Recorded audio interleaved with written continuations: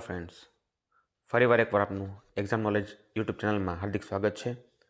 ગયા વિડીયોમાં આપણે વાત કરી હતી એમ કે આપણે જે નવી શ્રેણી શરૂ કરી છે NMMS એના માટે આજે આપણે પહેલો ટોપિક જેનું નામ છે નંબર શ્રેણી એના વિશે આપણે ચર્ચા કરવાના છીએ। સૌથી પહેલાં આપણે શ્રેણી વિશે ચર્ચા કરીએ કે શ્રેણી કેટલા પ્રકારની હોય, કેવી બાબત હશે, અને પછી જે આપણો મેઇન ટોપિક છે નંબર શ્રેણી એમાં આપણે કઈ રીતના ઉદાહરણ જોઈશું અને ઉદાહરણ દ્વારા જે અલગ અલગ પેટર્ન છે એ પેટર્ન મુજબના દાખલાઓના ઉદાહરણ ગણીશું અને આપણે સમજીશું। સૌથી પહેલાં આપણે શરૂઆત કરીએ તો નંબર શ્રેણી જે છે એ ટોટલ શ્રેણી બે પ્રકારની હોય છે। એક તો નંબર શ્રેણી અને બીજી છે આલ્ફાબેટિકલ શ્રેણી। એટલે કે નંબર શ્રેણીમાં આંકડાની શ્રેણી આપેલી હોય છે જેમાં આપણને 4 ઓપ્શન આપેલા હોય અને પાંચમા ઓપ્શન અથવા તો 5 નંબર આપેલા હોય અને પછીના ક્રમે પ્રશ્નાર્થ ચિહ્ન હોય અને પ્રશ્નાર્થ ચિહ્નમાં કયો અંક આવશે એ આપણે શોધવાનો હોય। જ્યારે બીજી છે આલ્ફાબેટિકલ શ્રેણી જેને આપણે ABCD તરીકે પણ ઓળખીએ છીએ અને એની શ્રેણી આપવામાં આવેલી હોય છે અને એ શ્રેણી જે છે એમાં આગળના ક્રમે કયો અક્ષર આવશે અથવા કયો અક્ષર જુદો પડે છે અથવા હવે પછી કયો અક્ષર આવશે અથવા વચ્ચે જે ખાલી જગ્યાઓ આપેલી એમાં કયા મૂળાક્ષરો આવશે જેથી કરીને આખી શ્રેણી પૂરી થાય છે। નંબર શ્રેણીની વાત કરીએ તો નંબર શ્રેણીમાં ઘણા બધા એવા દાખલાઓ જોવા મળશે કે જે ખૂબ જ સહેલા હશે, પણ એની માટે આપણી પૂર્વ તૈયારીના ભાગરૂપે આપણને અમુક વસ્તુઓ બેઝિક નોલેજ આપણી પાસે હોવું જરૂરી છે, બરાબર છે। તો આપણે નંબર શ્રેણીની અંદર આપણે જે આજે 5 ઉદાહરણ જોઈશું જે અલગ અલગ 5 પેટર્ન હશે એ 5 પેટર્ન મુજબ કેવા પ્રકારના દાખલા પૂછાય એની ચર્ચા આપણે આ વિડીયોની અંદર કરવાના છીએ। બીજું કે જે નંબર શ્રેણી છે એમાં ઘણા બધા વેરિએશન જોવા મળશે। મેં જે અહીંયા ઉદાહરણ મૂકેલા છે એ માત્ર ને માત્ર આપણે સમજૂતી માટે છે કે આવી પેટર્ન હોઈ શકે અને જે પેટર્ન હશે એ પેટર્ન મુજબ આપણે વધારે પ્રેક્ટિસ કરશું તો આપણને આ વિડીયો જે છે એ ખૂબ ઉપયોગી થશે। સાથે સાથે એ પણ જણાવી દઉં કે હજી સુધી આપણે જો આ ચેનલ સબસ્ક્રાઈબ ન કરી હોય તો ચેનલને સબસ્ક્રાઈબ કરવા વિનંતી। સાથે સાથે વિડીયો જો ગમે તો એને લાઇક કરવા વિનંતી અને એને શેર કરવા પણ વિનંતી જેથી કરીને આનો લાભ ઘણા બધા બાળકોને મળી શકે। તો આપણે હવે શરૂ કરીએ આપણું આજનો સેશન જે છે એ કે જેમાં આપણે જોઈશું નંબર શ્રેણી। સૌથી પહેલાં આપણી પાસે અહીંયા એક ઓપ્શન આપેલું છે, પહેલો દાખલો જે આપણી પાસે છે એમાં 2, 3, 5, 8, 12 અને પછી પ્રશ્નાર્થ ચિહ્ન છે। મતલબ કે પ્રશ્નાર્થ ચિહ્ન ઉપર કયો અંક આવશે એ આપણે નક્કી કરવાનું છે। તો સૌથી પહેલાં આપણે જોઈએ 2 અને 3 વચ્ચે ડિફરન્સ 1નો છે તો 2માં 1 ઉમેરું તો 3 મળશે। હવે 3 મળ્યા પછી 3માં હું 2 નાખીશ તો 5 મળશે, મતલબ કે આપણો પછીનો અંક આવશે। 5માં હું 3 ઉમેરું તો એની પછીનો અંક આપણને જોવા મળશે 8। 8માં હું 4 ઉમેરું તો એને પછીનો અંક મળશે આપણને 12, જે આપણને અહીંયા જોવા મળે છે। તો હવે આપણે જોઈ શકીએ છીએ ક્રમમાં અંક ઉમેરવામાં આવેલા છે। તો હવે આપણે જે 12 આપેલા છે 12માં આપણે નાખશું 5 એટલે આપણને મળશે 17, મતલબ કે પ્રશ્નાર્થ ચિહ્નની જગ્યાએ આપણે ઓપ્શનમાં જવાબ આવશે 17। તો સમજી શકીએ છીએ કે આપણું જે પહેલું જ પ્રશ્ન હતો એમાં આપણે જવાબ આવશે 17, પણ આ આપણે સમજીએ કે પેટર્ન અહીંયા કઈ લાગુ પડે છે તો પેટર્ન અહીંયા લાગે છે ક્રમિક સંખ્યાઓ ઉમેરવામાં આવી છે ક્રમબદ્ધ રીતે 1થી શરૂ કરી અને અલગ અલગ સંખ્યા પણ ક્રમમાં ઉમેરવામાં આવેલી છે। જરૂરી નથી કે ઉમેરવામાં પણ હોય, ઘણીવાર બાદ કરવાથી પણ આપણને જવાબ મળતો હોય છે। તો આ પહેલી પેટર્ન છે કે ક્રમિક સંખ્યા ઉમેરવી। હવે આપણે જોઈએ છીએ બીજો દાખલો તો જેમાં 1, 4, 9, 16 અને 25 આપ્યા છે। હવે પછીના પ્રશ્નાર્થ ચિહ્નમાં કયો અંક આવશે તો ઓબ્વિયસલી જવાબ આવશે 36। શા માટે 36 તો જોઈશું કે 1, 4, 9, 16, 25 આ દરેક વર્ગ સંખ્યા છે, એકને એક અંકની કોઈ અલગ અલગ અંકની વર્ગ સંખ્યા છે। 1 છે 1નો વર્ગ છે, 4 છે 2નો વર્ગ છે, 9 છે 3નો વર્ગ છે, 16 છે 4નો વર્ગ છે, 25 છે 5નો વર્ગ છે। તો હવે 6નો વર્ગ શું આવશે 36, તો આપણો જવાબ થશે 36। આ પણ એક પ્રકારની પેટર્ન છે કે જેમાં આપણે સમજી શકીએ છીએ કે વર્ગ સંખ્યા જે છે એ ક્રમિક વર્ગ આપણને આપેલા છે તો આપણે વર્ગ કરવા ખૂબ જરૂરી છે, તો અને તો જ શ્રેણી આપણને ઇઝીલી ફાવશે. તો 1 થી 30 સુધીના વર્ગ કરવાની હું સલાહ તમને આપીશ કે 1 થી 30 સુધીના વર્ગ તમે કરી નાખશો તો આવી શ્રેણી તમને સોલ્વ કરવી સહેલી પડશે. બીજું કે મેં અહીંયા 1, 4, 9, 16, 25 મૂક્યા છે. જરૂરી નથી કે 1 થી જ શરૂ થાય, કોઈ પણ અંકથી શરૂ કરી શકે છે, પણ ક્રમિક વર્ગ આપેલા હોય તો એ બીજી પેટર્ન થશે. આપણો ત્રીજો દાખલો છે જેમાં 11, 12, 15, 20 અને 27 ત્યાર પછી કયો પ્રશ્નાર્થ ચિહ્ન મૂકેલો છે. તો અહીંયા સૌથી પહેલાં જોઈશું કે આ જે અંકો છે એ આપણે શરૂઆત કરીએ તો 11માં 1 નાખું તો 12 મળશે, 12માં હું 3 નાખું તો 15 મળશે, 15માં હું 5 નાખું તો 20 મળશે, 20માં હું 7 નાખીશ તો 27 મળશે. તો આપણે જોઈ શકીશું 1, 3, 5, 7 એમ ક્રમિક એકી સંખ્યા ઉમેરવાથી આપણને આગળનો અંક મળે છે. તો આપણે સમજી શકીએ છીએ કે આપણે 20માં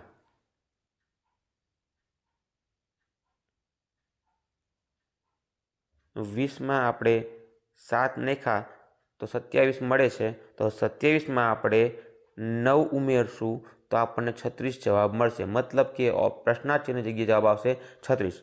બીજું એક જણાવી દઉં કે અહીંયા મેં 1, 3, 5, 7, 9 એવી રીતે ઉમેરેલા છે. મતલબ કે આ એકી સંખ્યા ક્રમિક રીતે ઉમેરેલી છે. અહીંયા મેં અવિભાજ્ય સંખ્યા ઉમેરી નથી, કારણ કે આપણે જાણીએ છીએ કે 1 છે અવિભાજ્ય સંખ્યામાં આવતો નથી.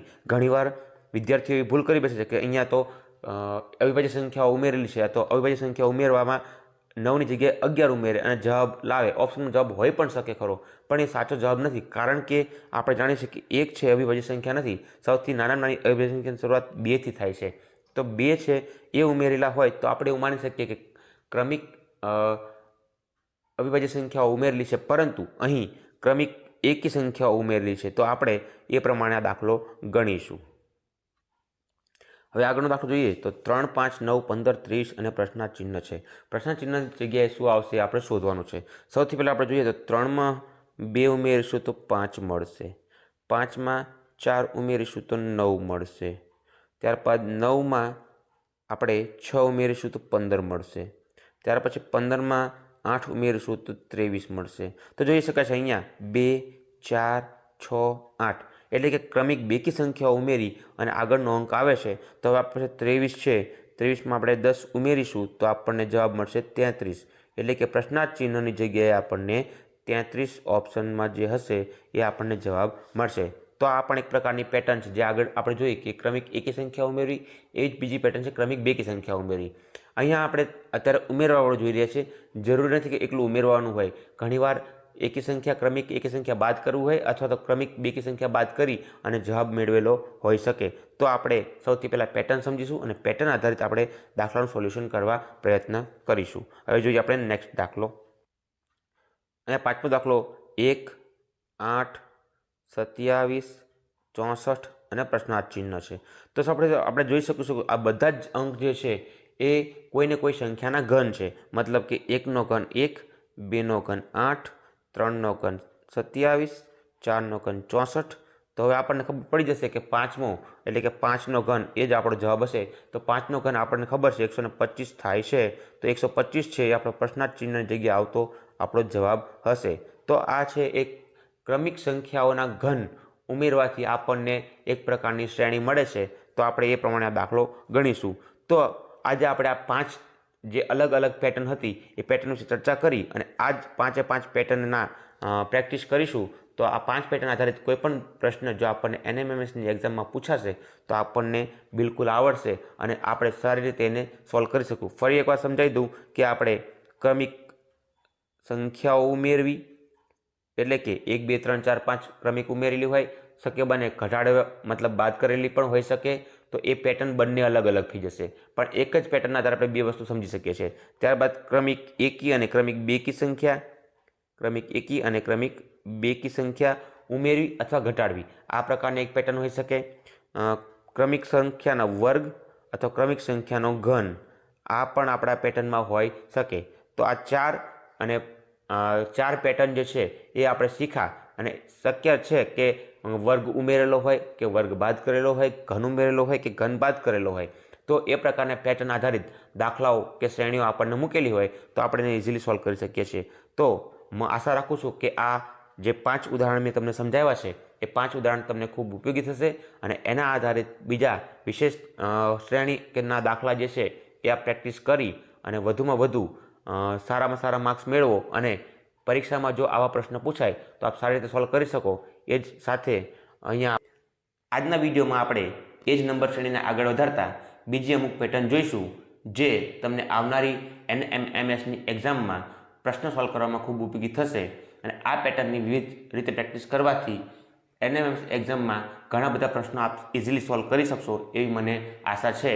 તો આપણે આ આજનો વિડીયો શરૂ કરીએ એ પહેલાં હજી સુધી આપે જો મારી ચેનલ સબસ્ક્રાઈબ ન કરી હોય તો મારી ચેનલને સબસ્ક્રાઈબ કરવા વિનંતી, સાથે સાથે વિડીયોને લાઇક કરવા વિનંતી અને આખો વિડીયો જોવા વિનંતી. ત્યારબાદ બેલ આઇકન દબાવવા પણ વિનંતી, જેથી કરીને નવા વિડીયોની તમને અપડેશન મળતી રહે. તો હવે આપણે આજનો વિડીયો શરૂ કરીએ છીએ. આપણો અહીંયા પહેલો પ્રશ્ન છે 11, 13, 15, 17, 19 અને પ્રશ્નાર્થ ચિહ્ન. મતલબ કે પ્રશ્નાર્થ ચિહ્નની જગ્યાએ આપણે શું જવાબ આવશે? તો અહીંયા જોઈ શક્યા છે 11માં 2 નાખીએ તો 13 મળે, 13માં 2 ઉમેરીએ તો 15 મળે, 15માં 2 ઉમેરીએ તો 17 મળે, 17માં 2 ઉમેરીએ તો 19 મળે, 19માં 2 ઉમેરતા 21 મળે છે. મતલબ કે સંપૂર્ણ પેટર્નની અંદર આપણે જોઈ શકીએ છીએ કે દરેકમાં સરખી સંખ્યા ઉમેરેલી છે. તો આ પેટર્ન છે સમાન સંખ્યાની છે, એટલે કે એક જ સંખ્યા જે દરેકમાં ઉમેરતા આપણને નેક્સ્ટ પદ મળે છે. તો આપણો જે ઓપ્શન છે 19 પછી, તો 19માં આપણે 2 ઉમેરશું તો આપણને જવાબ મળશે 21, એટલે કે આપણો ઓપ્શન જે હોય 21 એ આપણો જવાબ રહેશે. તો આ રીતે આ પ્રશ્ન સોલ્વ કરી શકાય છે. ફરી એકવાર કે આમાં કોઈ પણ એક સમાન સંખ્યા દરેકમાં એડ કરતા જઈએ એ પ્રકારની પેટર્ન રહેલી છે. નેક્સ્ટ જોઈએ તો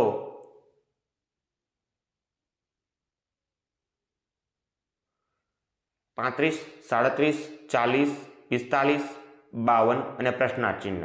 તો અહીંયા આપણે જોઈ શકીશું કે 35માં 2 ઉમેરીશું તો 37 મળશે, 37માં 3 ઉમેરીશું તો 40 મળશે, 40માં 5 ઉમેરીશું તો 45 મળશે, 45માં 7 ઉમેરીશું તો 52 મળશે અને 52ની અંદર આપણે જે કેટલા ઉમેરશું તો આપણને શું આપણો જવાબ મળશે એ આપણે જોઈશું. તો 52માં આપણે 11 ઉમેરશું તો આપણો જવાબ 63 થશે. શા માટે 11 જ ઉમેરવાના છે? તો તમે જોઈ શકો છો પહેલાં 2 ઉમેર્યા, પછી 3 ઉમેર્યા, પછી 5 ઉમેર્યા, પછી 7 ઉમેર્યા અને હવે આપણે 11 ઉમેરશું, કારણ કે આપેલી તમામ સંખ્યાઓ અવિભાજ્ય સંખ્યાઓ છે. માટે આ પેટર્નની અંદર અવિભાજ્ય સંખ્યાઓનો ઉમેરો કરેલો છે. એટલે આપણને અવિભાજ્ય સંખ્યા આવડતી હશે તો આપણે ઇઝીલી આ પ્રશ્નને સોલ્વ કરી શકશું. આપણે ગયા વિડીયોમાં પણ આ પ્રકારનો એક પ્રશ્ન જોયેલો, પરંતુ ત્યાં આપણે 1, 3, 5 એવા ઉમેરતા હતા. જે મેં વખતે પણ ચર્ચા કરેલી કે 1, 3, 5 એ એકી સંખ્યા ઉમેરેલી છે, અવિભાજ્ય સંખ્યા નહીં, કારણ કે 1 છે અવિભાજ્ય સંખ્યા નથી. તો પહેલાં નાનામાં નાની અને પહેલી અવિભાજ્ય સંખ્યા 2 છે. માટે આપણે અહીંયા જે આપણે ઉમેરેલી છે એ તમામ આપણે અવિભાજ્ય સંખ્યા છે એવું કહી શકીએ. ત્યારબાદનો પ્રશ્ન છે 2, 4, 8, 16, 32, 64 અને પ્રશ્નાર્થ ચિહ્ન. તો અહીંયા આપણે જોશું કે દરેક સંખ્યામાં સમાન સંખ્યાનો ગુણાકાર કરેલો છે. તો આ છે સમાન સંખ્યાનો ગુણાકારની પેટર્ન. તો કોઈ પણ સંખ્યા હોઈ શકે એનો આપેલી સંખ્યા સાથે ગુણાકાર કરવાથી આપણને નેક્સ્ટ પદ મળે છે. 2માં 2નો ગુણાકાર 2 સાથે કરીશું તો આપણને નેક્સ્ટ પદ એટલે કે 4 મળશે. 4નો ગુણાકાર 2 હારે કરશું તો એની પછીનું પદ 8 મળશે. 8નો ગુણાકાર 2 હારે કરશું 16 મળશે. 16નો ગુણાકાર આપણે 2 સાથે કરશું તો 32 મળશે અને 32નો ગુણાકાર આપણે 2 સાથે કરશું તો 64 મળશે. તો હવે આપણો જવાબ છે 64 ને 2 વડે ગુણવાથી આપણને જવાબ મળશે 128, એટલે કે પ્રશ્નાર્થ ચિહ્ન જગ્યાએ આપણને જવાબ આવશે 128. ફરી એકવાર પહેલું જે હતું એ સમાન સંખ્યાનો સરવાળો હતો, મતલબ સમાન સંખ્યા ઉમેરવાની હતી. અહીંયા સમાન સંખ્યાનો ગુણાકાર છે. જરૂરી નથી કે 2 જ હોય, અલગ અલગ અંકનો પણ આપણે ગુણાકાર હોઈ શકે. ઘણીવાર એવી પણ પેટર્ન જોવા મળશે કે તમને માત્ર કોઈ સમાન સંખ્યા નહીં પરંતુ ક્રમમાં સંખ્યા ગુણાકાર કરેલી હોય. મતલબ કે 2 ગુણ્યા 3 એટલે કે આવે જવાબ 6, પછી 6 ગુણ્યા 4 જવાબ આવશે 24. તો અહીંયા સમાન સંખ્યાની બદલે ક્રમિક સંખ્યા ગુણાકારમાં લીધેલી છે. તો પણ એ પણ એક પ્રકારની પેટર્ન જ છે, બરાબર. તો અહીં આ દાખલાનો જવાબ 128 થશે, એટલે કે પ્રશ્નાર્થ ચિહ્નની જગ્યાએ આવશે 128. ત્યારબાદનો પ્રશ્ન છે 3, 2, 6, 4, 9, 6, 12, 8 પ્રશ્નાર્થ ચિહ્ન। ઘણીવાર અહીંયા એક પણ પ્રશ્નાર્થ ચિહ્ન હોઈ શકે, ઘણીવાર બે પણ પ્રશ્નાર્થ ચિહ્ન હોઈ શકે। સૌથી પહેલા પેટર્ન જોતા આપણને એવું લાગશે કે આ અટપટી પ્રકારની પેટર્ન છે અને સૌથી ઇમ્પોર્ટન્ટ પેટર્ન પણ કહી શકાય, કારણ કે આ જે પેટર્ન છે બે શ્રેણી મિક્સ કરવાથી બનેલી પેટર્ન છે। જ્યારે પણ આવી પેટર્ન તમને જોવા મળે ત્યારે આપણે ઓડ ઇવન પેટર્નનો યુઝ કરીશું, મતલબ કે સૌથી પહેલાં આપણે કોમ્બિનેશન પહેલાં ત્રીજા ત્યાર પછીનું ક્રમિક જે છે એકી સંખ્યાઓમાં ક્રમમાં રહેલી સંખ્યા અને બેકી ક્રમમાં રહેલી સંખ્યાઓની પેટર્ન ચેક કરવા પ્રયત્ન કરશું, જેથી કરીને આપણે પેટર્ન સહેલાથી ગોતી શકીએ અને આપણે એનો સોલ્યુશન લાવી શકીએ। તો અહીંયા આપણે જોઈશું તો 3 + 3 થાય છે 6, એટલે કે 3 માં 3 ઉમેરવાથી 6 આપણને મળે છે અને 6 માં આપણે બીજી ફરીવાર 3 નાખશું તો 9, 9 માં ફરીવાર 3 નાખશું 12 અને હવે 3 નાખીએ તો જવાબ શું આવશે તો 12 + 3 એટલે કે આપણને જવાબમાં મળશે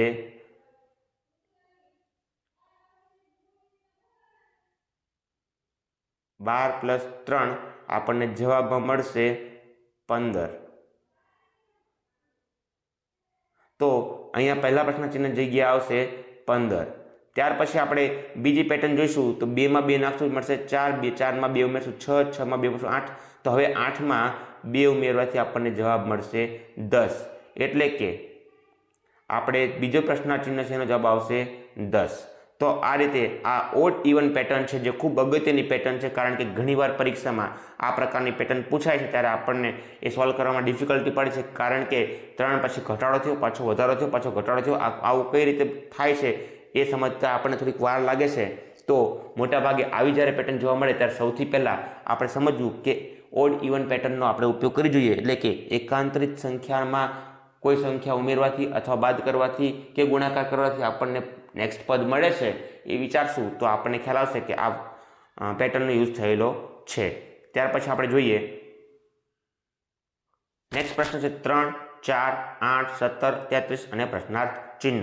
તો અહીંયા કોઈ પણ સંખ્યા જે છે એ પહેલી સંખ્યા શરૂ કરી દરેક સંખ્યામાં ક્રમશઃ ક્રમિક સંખ્યાનો વર્ગ ઉમેરતા નેક્સ્ટ પદ આપણને મળે છે, એટલે કે 3 માં 1 નો વર્ગ નાખશું, 1 નો વર્ગ થાય 1, એટલે કે 3 માં 1 નાખીએ આપણને જવાબ મળશે 4, જે આપણું નેક્સ્ટ પદ છે। 4 માં આપણે 2 નો વર્ગ નાખશું એટલે કે 4 થશે, જે આપણે ઉમેરશું તો આપણને મળશે 8, 8 જે છે એમાં 3 નો વર્ગ આપણે ઉમેરશું એટલે થશે કે 9 ને 8 17, તો ત્યાર પછીનું પદ છે 17 માં આપણે 4 નો વર્ગ ઉમેરીએ, 4 નો વર્ગ થશે 16, 17 માં 16 નાખીએ જવાબ મળે છે આપણને 33। તો હવે પછી આપણને શું જવાબ મળશે તો આપણે જોઈ શકીએ ક્રમશઃ સંખ્યાનો વર્ગ ઉમેરેલો છે, 1 નો વર્ગ, 2 નો વર્ગ, 3 નો વર્ગ, 4 નો વર્ગ, તો હવે આપણે ઉમેરશું 5 નો વર્ગ અને એ પણ છેલ્લા પદમાં, એટલે કે 33 માં 5 નો વર્ગ થશે 25, 33 + 25 ત્યારે આપણને જવાબ મળશે 58, એટલે કે પ્રશ્ન ચિહ્નમાં આપણો જવાબ આવશે 58, એટલે અહીંયા આન્સર થશે આપણો 58। તો આજે આપણે આ અલગ અલગ પ્રકારની પેટર્ન જોઈ અને એના આધારિત આપણે વિવિધ પેટર્નના ઉદાહરણ પણ જોયા। આ જ પેટર્નના વ્યવસ્થિત દાખલાની પ્રેક્ટિસ કરવાથી આપ સારી રીતે NMMSમાં પૂછાતા પ્રશ્નો સોલ્વ કરી શકશો અને સાથે સાથે આપ આ જ પેટર્ન જે છે એનો ઉપયોગ કરી અને વધારે પ્રેક્ટિસ પણ કરી શકશો। અહીં તમને જણાવી દઉં કે આપણે અત્યાર સુધી જેટલી પણ પેટર્ન જોઈ એ માત્ર ને માત્ર સરવાળા અને ગુણાકારની પેટર્ન જોઈ। સેમ પેટર્ન આપણે બાદબાકીમાં પણ લાગુ પડી શકે છે, એટલે કે ક્રમિક સંખ્યા બાદ કરવી, ક્રમિક સંખ્યાનો વર્ગ બાદ કરવો, ક્રમિક સંખ્યા નો વર્ગ બાદ કરો, ક્રમિક સંખ્યાનો એક સમાન સંખ્યાનો ગુણાકાર જે છે એની જગ્યાએ સમાન સંખ્યા બાદ કરવી, આવી પ્રકારની પેટર્ન જે છે એ પણ આપણને જોવા મળે છે। એ પેટર્નની પ્રેક્ટિસ જાતે કરવી જેથી કરીને આપને વધુને વધુ મહાવરો થઈ શકે। આપણે અહીંયા માત્ર સરવાળાની જ પેટર્ન લીધી છે, તો લગભગ નંબર શ્રેણીની અંદર આવી તમામ પેટર્ન આપણે જોઈ લીધી છે। એ સિવાય ઘણીવાર આપણને એવી પેટર્ન જોવા મળે છે, ઉદાહરણ તરીકે 2, 3, પછી જોવા મળશે આપણને 2, 3, 4, પછી આપણને જોવા મળશે 2, 3, 4, 5 અને પછી હોય પ્રશ્નાર્થ ચિહ્ન। તો પ્રશ્નાર્થ ચિહ્નની જગ્યાએ શું આવશે તો આપણે જોઈશું ક્રમશઃ સંખ્યા વધતી જાય છે, તો જવાબ આપણો આવશે 2, 3, 4, 5, 6। આ ચડતા ક્રમની પેટર્ન છે, ઘણીવાર આપણને ઉતરતા ક્રમની પેટર્ન પણ જોવા મળે છે. તો આ જે મિસેલિનિયસ પ્રકારની જેને પેટર્ન કહેવાય કે વિશિષ્ટ પ્રકારની જેને પેટર્ન કહેવાય એ પેટર્ન આપણે સમજી અને સોલ્વ કરવાની પણ આવશે. તો આ એક જે પેટર્ન બાકી હતી એ પણ મેં આજે સમજાવી દીધી છે. તો લગભગ પેટર્ન આપણી આવી ગઈ છે. આ પેટર્નના વ્યવસ્થિત મહાવરો કરશો, વ્યવસ્થિત દાખલા ગણશો તો આપ સારી રીતે NMMSની એક્ઝામમાં પ્રશ્ન સોલ્વ કરી શકશો. હેલો ફ્રેન્ડ્સ, આઈ એક્ઝામ યુટ્યુબ ચેનલમાં આપનું હાર્દિક સ્વાગત છે. NMMS એક્ઝામની જે શ્રેણી શરૂ કરેલી છે એ સિરીઝ અંતર્ગત વિભાગ 1 તાર્કિક અભિયોગ્યતામાં આજનો આપણો ટોપિક છે કોડિંગ ડીકોડિંગ. કોડિંગ ડીકોડિંગ એટલે મૂળ તો એક પ્રકારની આલ્ફાબેટિકલ સિરીઝ છે, એટલે કે અંગ્રેજી મૂળાક્ષરોની એવી સિરીઝ કે જેમાં આપણને એક વર્ડ આપેલો હોય, કોઈ પણ વર્ડને કોઈ સાંકેતિક ભાષામાં બીજા કોઈ વર્ડથી પ્રદર્શિત કરેલો હોય અને એના જેવો જ બીજો કોઈ આપણને વર્ડ આપ્યો હોય અને આપણને પૂછવામાં આવે કે આ વર્ડનું સોલ્યુશન એટલે કે આ વર્ડનો જવાબ શું આવશે, તો એ જે આપણને શબ્દ આપેલો છે એનું યોગ્ય સાંકેતિકરણ કરી અને આપણે જવાબ મેળવવાનો હોય છે. તો આ જવાબ કેવી રીતના મેળવી શકાય એના માટે થોડાક ઉદાહરણો દ્વારા મેં તમને આ કોડિંગ ડીકોડિંગ ટોપિક સમજાવવા પ્રયત્ન કરેલો છે. તો એ માટે આપણે નેક્સ્ટ જેટલા ઉદાહરણ છે એ જોઈશું અને આખો વિડીયો સંપૂર્ણ જોશો તો ખૂબ મજા આવશે. સંપૂર્ણ ટોપિકને સમજવા માટે મારો આ વિડીયો અંત સુધી જોવો અને હા, હજી સુધી જો આપે ચેનલ સબસ્ક્રાઇબ ન કરી હોય તો મારી ચેનલને સબસ્ક્રાઇબ કરવા વિનંતી.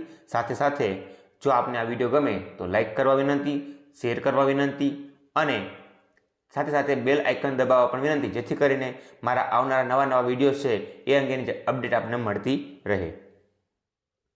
અહીં આપણો પહેલો ક્વેશ્ચન છે LOVE બરાબર OLEV થતું હોય તો HAT બરાબર પ્રશ્નાર્થ ચિહ્ન છે, એટલે કે શું થશે? તો આવો પ્રશ્ન સોલ્વ કરવા માટે આપણે સૌથી પહેલાં તો LOV અને E એને આપણને દર્શાવેલું છે OLEV. તો આપણે સમજતા જોતા ખબર પડે છે કે L અને O નું સ્થાન બદલી નાખેલું છે, સાથે V અને E નું સ્થાન બદલેલું છે. તો આપણને હવે HATE નું સોલ્યુશન માંગેલું છે. તો આપણે ઇઝીલી આનું સોલ્યુશન મેળવવું હોય તો મેળવી શકીએ કે H અને A ના સ્થાન આપણે બદલીએ તો પહેલાં A આવશે, ત્યારબાદ H આવશે, T અને E ના સ્થાન બદલીએ તો E આવશે અને T આવશે. મતલબ કે પ્રશ્નાર્થ ચિહ્નની જગ્યાએ આ પ્રશ્નનું સોલ્યુશન AHTE થશે. એટલે કે આ પ્રશ્નનો જવાબ AHET આ પ્રશ્નનો જવાબ થશે. ત્યારબાદ બીજું ઉદાહરણ છે THREE ને VJTGG વડે જો દર્શાવી શકાતું હોય તો FOUR ને કઈ રીતે દર્શાવી શકાય? તો આ જે આપણે શબ્દ આપેલો છે THREE એનું કોડિંગ આપણે જોઈશું. તો T ની સામે આપણને V મૂકેલો છે, મતલબ કે +1 એટલે કે U ને છોડી ત્યારબાદ V મૂકેલો છે. H છે ત્યારબાદ I આવે એને છોડી અને J મૂકેલો છે. R છે ત્યારબાદ S આવે એને છોડી T મૂકેલો છે અને E ત્યારબાદ F આવે એ છોડી અને G મૂકેલ છે. ફરીવાર E છે તો ત્યાં પણ G જ આવશે. તો આપણે હવે FOUR નું મેળવવાનું છે. તો આપણે એનું ડીકોડિંગ કરીએ તો F પછી G આવે, G છોડી દઈશું, ત્યારબાદ આવશે H. ત્યારબાદ O છે તો O પછી P જ આવશે, એ છોડી દઈશું, આવશે જવાબ Q. U પછી આવશે V છોડી દઈશું અને આપણને મળશે W. ત્યારબાદ R પછી S આવે છે, S છોડી દઈશું અને આપણને મળશે T. મતલબ કે આપણા પ્રશ્નનું સોલ્યુશન થશે HQWT. એટલે કે આ પ્રશ્નનો જવાબ આપણને મળશે HQWT. ત્યારબાદનું ઉદાહરણ છે કે જો કોઈ સાંકેતિક ભાષામાં RAJ ને TDN લખાતું હોય તો DDX એ શબ્દ કોના માટે વપરાશે? અહીંયા ક્વેશ્ચન માર્ક પહેલા આપ્યો છે અને એનું સોલ્યુશન આપણે DDX તરીકે લાવવાનું છે. તો એનું સોલ્યુશન કેવી રીતના એ આપણે સમજીએ. સૌથી પહેલા આપણે રાજ એટલે કે RA જે છે એનું TDN કઈ રીતના ડીકોડિંગ કરેલું છે એ સમજીએ. તો R પછી S વચ્ચે છોડી દીધો છે, ત્યારબાદ A બાદ BC બે અક્ષર અહીંયા છોડેલા છે, ત્યારબાદ K L અને M એમ 3 અક્ષર છોડેલા છે. તો આપણે જોઈએ છીએ કે શ્રેણીની અંદર પહેલાં એક અક્ષર, ત્યારબાદ બે અક્ષર, ત્યારબાદ ત્રણ અક્ષર છોડ્યા છે. તો હવે આપણે જે સોલ્યુશન લાવવાનું છે કે DDX એ કોના માટે લખાશે? તો સૌથી પહેલાં D A B પછી C આવે. અહીંયા એક અક્ષર છોડ્યો છે, આપણે પહેલાં એક અક્ષર છોડીએ તો D થી એક અક્ષર પાછળ જઈએ તો C આવે છે, તો એને પછી આવશે B, એટલે આપણો પહેલો અક્ષર હશે B. ત્યારબાદ બે અક્ષર છોડવાના છે, તો અહીંયા આવશે A, કારણ કે આપણને ખબર છે C અને B આપણે છોડી દઈશું. ત્યારબાદ આપણે ત્રણ અક્ષર છોડવાના છે, તો એની અંદર આપણે U, V અને W છોડશું તો આપણને મળશે T, એટલે કે આપણે જવાબ મળશે BAT, બેટ. BAT નું કોડિંગ DDX થશે, એટલે કે RA જેને TDN લખાતું હોય તો BAT બેટને DDX લખી શકાશે. તો આ રીતે આ પ્રશ્નનું સોલ્યુશન આવે છે. તો આ પ્રશ્નનું સોલ્યુશન BAT થશે. ત્યારબાદનો પ્રશ્ન છે કે FACE ને જો GBDF વડે દર્શાવાતું હોય તો BAD ને શેના વડે દર્શાવાશે? તો આપણે FACE નું ડીકોડિંગ જઈએ તો F પછી સીધો G આવે છે, A બાદ સીધો B આવે છે, C બાદ સીધો D આવે છે અને E બાદ સીધો F આવે છે. ખૂબ જ સહેલી શ્રેણી છે. તો પછીનો અક્ષર જે છે એ જ મૂકતા આપણને સીધો જવાબ મળે છે. તો આપણે BADE નું સોલ્યુશન શોધવાનું છે. તો B બાદ આવશે C, A બાદ આવશે B, D બાદ આવશે E અને E બાદ આવશે F. મતલબ કે આપણા સોલ્યુશન આવશે CBEF, એટલે કે BAD માટે આપણે CBEF પ્રશ્નનો જવાબ થશે. આવા પ્રશ્નોમાં આ ખૂબ જ સહેલા પ્રકારની શ્રેણી છે જે સરળતાથી સોલ્વ થાય છે. પણ જો અહીંયા તમને ABCD મેં મારા જે આગલો વિડીયો છે એની અંદર મેં તમને દરેકના ક્રમ અને કયા અક્ષર સામે કયો અક્ષર આવે છે એ વિગતે દર્શાવેલું છે. તો આપ એ વિડીયો એકવાર જોઈ લેશો તો આપણને ખ્યાલ આવશે કે કયા અક્ષરની સામે કયો અક્ષર આવે છે, જેથી કરીને આ પ્રકારના પ્રશ્નો સોલ્વ કરવામાં તમને ખૂબ સરળતા રહેશે. ત્યારબાદનું ઉદાહરણ છે LITTLE ને MHUSMD વડે દર્શાવાય છે. તો SMILE એટલે કે સ્માઇલને શેના વડે દર્શાવી શકીએ? તો સૌથી પહેલાં આપણે LITTL એનું કોડિંગ જોઈએ તો L છે, ત્યારબાદ અહીંયા M સીધો જ મૂકેલો છે, L બાદ M આવે છે, આપણને ખબર છે JKLM. I જે છે એ H બાદ આવે છે, તો અહીંયા ઊંધો ક્રમ લીધેલો છે. ત્યારબાદ T પછી આપણને ખબર છે કે U આવે છે, તો આપણે અહીંયા U મૂકેલો છે. ત્યારબાદ અહીંયા ઉલટો ક્રમ છે, તો T પહેલાં S આવે છે, એટલે અહીંયા S છે.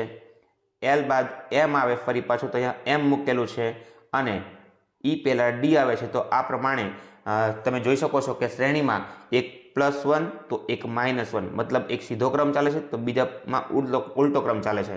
તો આ જ પ્રમાણે આપણે SMILE એટલે કે સ્માઇલનું સોલ્યુશન લાવવાનું છે. તો એનું સોલ્યુશન આપણે જોઈએ. સ્માઇલ માટે SMILE છે, તો S પછી આપણને ખબર છે T આવે છે, તો S માટે T આવશે. M આપણને ખબર છે L બાદ આવે છે, તો M માટે L આવશે. I બાદ J આવે છે, તો J લખીશું. ત્યારબાદ L પહેલાં K આવે છે, તો L માટે K લખીશું અને E બાદ F આવે છે, તો આપણે અહીંયા F લખીશું. મતલબ કે સ્માઇલ માટે આપણે TLJKF આ પ્રશ્નનું સોલ્યુશન થશે, એટલે કે આ પ્રશ્નનો જવાબ TLJKF આવશે. સિમ્પલ વસ્તુ છે કે પહેલામાં +1 એટલે પછીનો નેક્સ્ટ જે અક્ષર આવે છે એ લખીશું. ત્યારબાદ બીજા ક્રમે એક ક્રમ ઘટાડીશું, એટલે કે જે વર્ણ આપણને આપેલો છે, જે અક્ષર આપણને આપેલો છે એના પહેલાં કયો અક્ષર આવે છે એ અક્ષર આપણે લઈશું. તો આ પ્રકારની શ્રેણી જે છે આવી રીતે સોલ્વ થાય છે.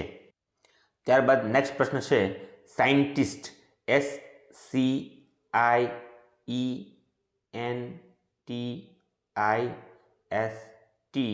એના માટે આપણને ICSTNETSI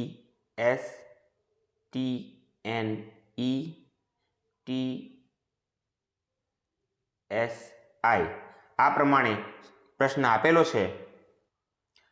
તો આપણે અહીંયા જોઈ શકીએ છીએ કે અહીંયા 3 અક્ષરોના ભાગ પાડી અને પહેલો અને છેલ્લો ક્રમ છે એ ઉલટાવી નાખેલો છે. તો આ જ સોલ્યુશનના આધારે આપણે એમ્બ્યુલન્સ છે એનો સોલ્યુશન કરીશું જેથી આપણને સાચો જવાબ મળી રહે. એમ્બ્યુલન્સ માટે AMBULANCE.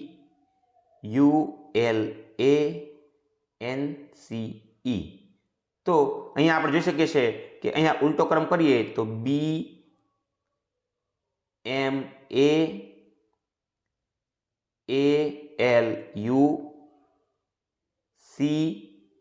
ECN એટલે કે BMAALUECN આ પ્રકારનો આપણને આ પ્રશ્નનો જવાબ મળશે. એટલે કે એમ્બ્યુલન્સ માટે આપણો જવાબ થશે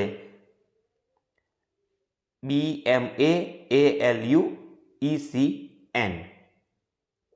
ત્યારબાદ નેક્સ્ટ ઉદાહરણ જોઈએ તો એપલ માટે ZKKOV લખી શકાય છે, તો બોલ માટે શું લખી શકાય? તો સૌથી પહેલા એપલ માટે જોઈએ તો APPLE એના માટે આપણને ZKKOV આપેલું છે.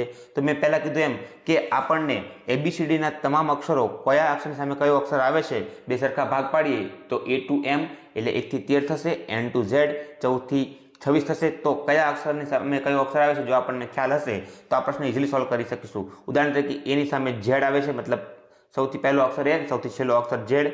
ત્યારબાદ P ની સામે એક્ઝેક્ટ સામે K આવે છે, ફરી પાછું P છે તો ફરી પાછું K આવશે, L ની સામે O આવે છે અને E ની સામે V આવે છે.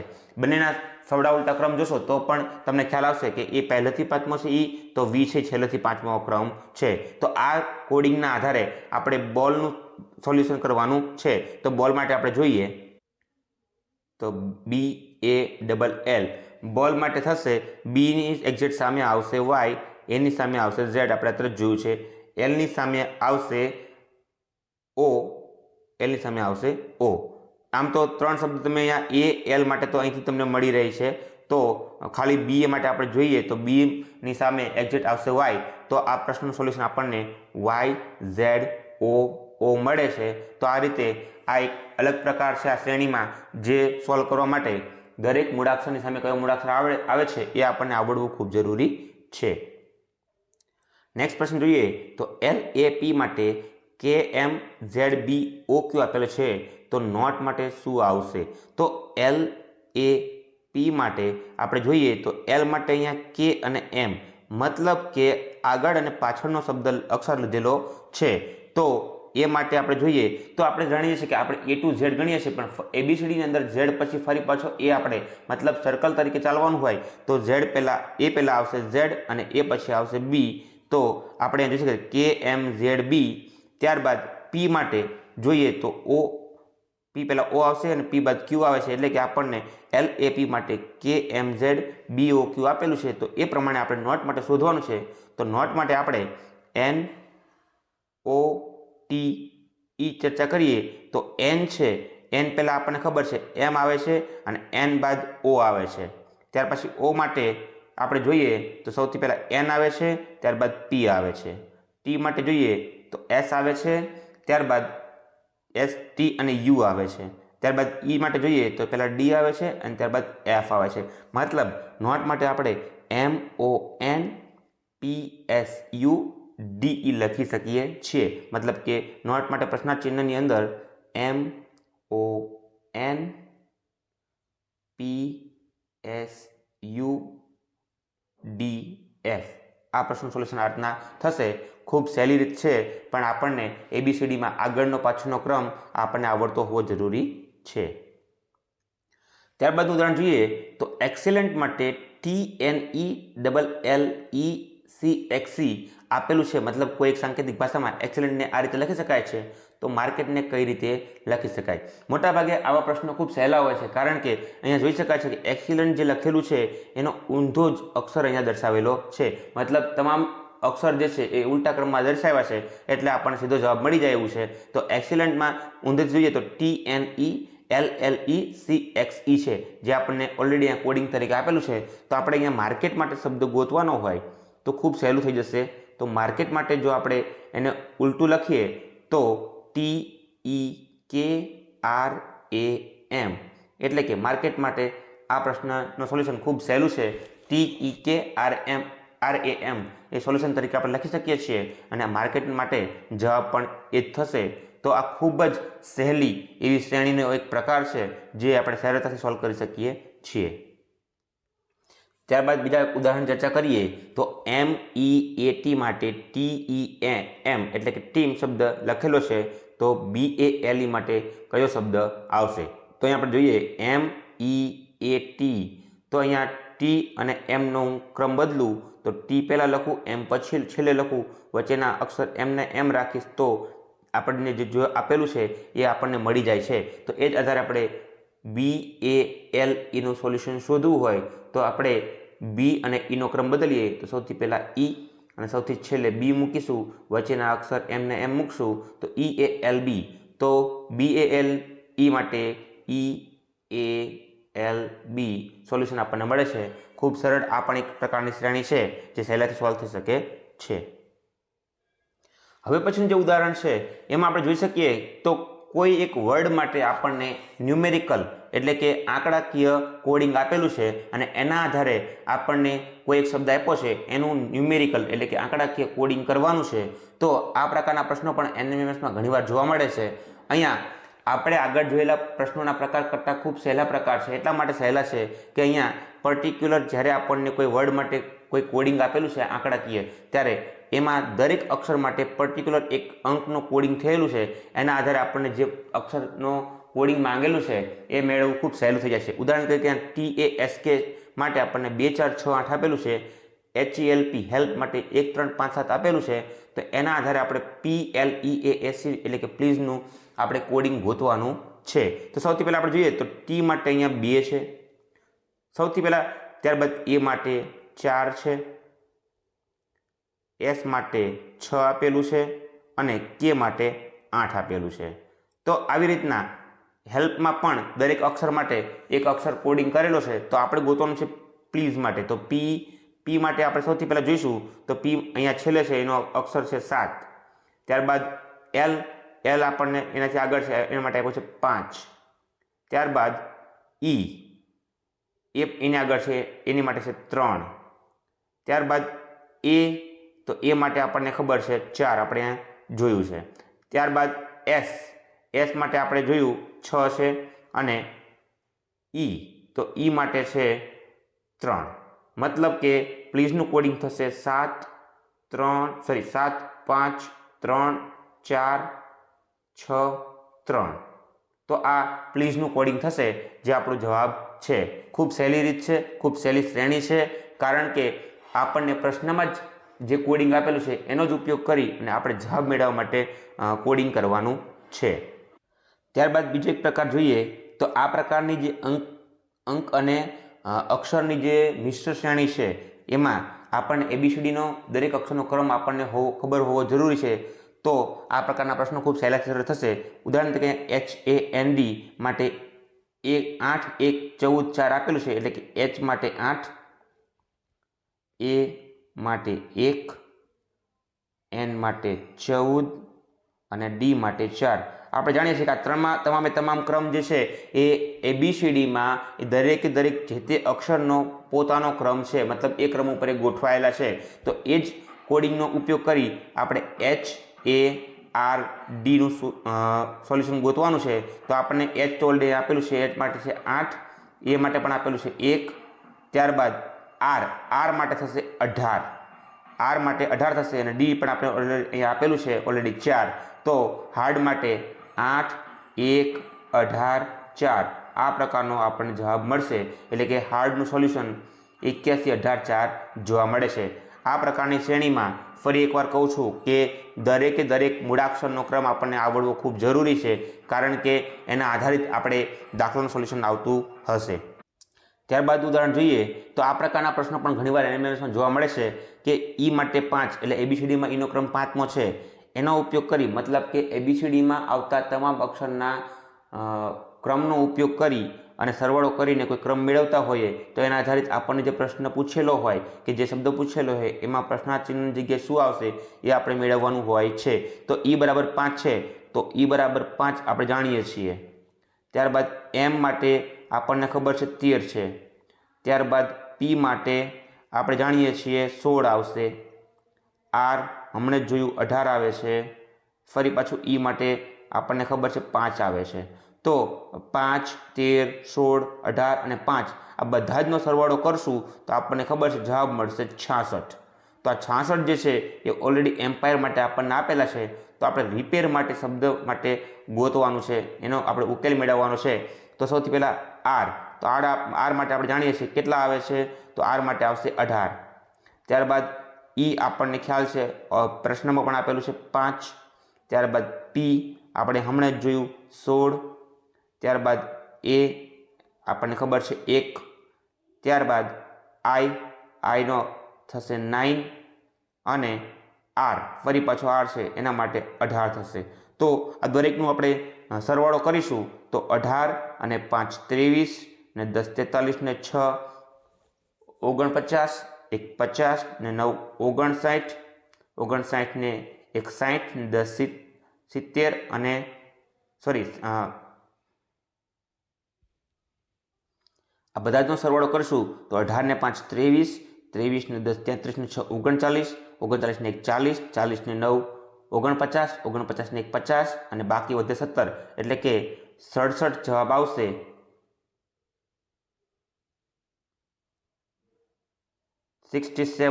આન્સર આનો આવશે એટલે કે રિપેર માટે આપણો જવાબ 67 થશે। તો આ પ્રકારના પ્રશ્નો પણ ઘણીવાર એનએમએમએસમાં પૂછાઈ ગયા છે। આ પ્રશ્ન ખુદ પણ એનએમએમએસમાં પૂછાઈ ગયેલો છે, જે મેં અહીંયા લીધેલો છે। આ સિવાય ઘણીવાર આપણને એક કોષ્ટક આપેલું છે, કોષ્ટકમાં ઘણા બધા અક્ષરો માટે, ઘણા બધા વર્ણ માટે કોડિંગ આપેલું હોય છે અને એના આધારે આપણે જે પ્રશ્ન પૂછવામાં આવેલો હોય એનું સોલ્યુશન આપણે મેળવવાનું હોય છે। આશા રાખું કે આપને આ વિડીયો ગમ્યો હશે અને આપને ખરેખર આ વિડીયો જો ગમ્યો હોય તો લાઈક કરવા વિનંતી, શેર કરવા વિનંતી, સાથે સાથે મારી ચેનલને સબસ્ક્રાઈબ કરવા વિનંતી। આભાર। આજના વિડીયોમાં આપણે શ્રેણીમાં જ નવો ટોપિક આલ્ફાબેટ શ્રેણી એટલે કે અંગ્રેજી મૂળાક્ષરોની શ્રેણી વિશે ચર્ચા કરવાના છીએ। અંગ્રેજી મૂળાક્ષરોની સમજ માટે આજનો આ મારો વિડીયો અંત સુધી જુઓ અને જો હજુ સુધી મારી ચેનલ સબસ્ક્રાઈબ ન કરી હોય તો સબસ્ક્રાઈબ કરો અને સાથે સાથે બેલ આઇકન દબાવવાનું ભૂલતા નહીં, જેથી કરી મારા આવનારા નવા વિડીયોઝની આપને અપડેટ મળતી રહે। તો ચાલો આપણે આજનો આ વિડીયો શરૂ કરીએ, જેમાં આપણે અંગ્રેજી મૂળાક્ષરોની શ્રેણી વિશે ચર્ચા કરવાના છીએ। આલ્ફાબેટ શ્રેણી એટલે કે અંગ્રેજી મૂળાક્ષરોની શ્રેણીમાં આપણે જાણીએ છીએ કે એ થી લઈ અને ઝેડ સુધીના આપણે એબીસીડીની ચર્ચા કરવાના છીએ। અહીંયા મેં તમને દર્શાવેલું છે કે એબીસીડીના 2 પ્રકારના મેં ક્રમ દેખાડેલા છે।